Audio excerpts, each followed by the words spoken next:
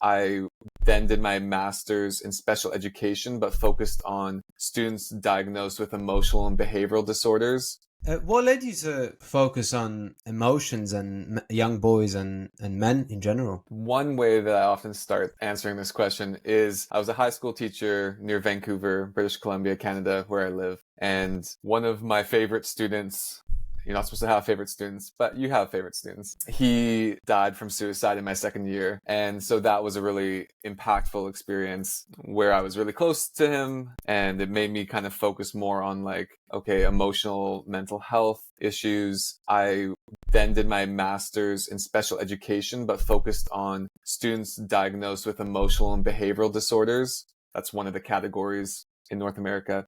And found out that 81% of students diagnosed with emotional and behavioral disorders are male.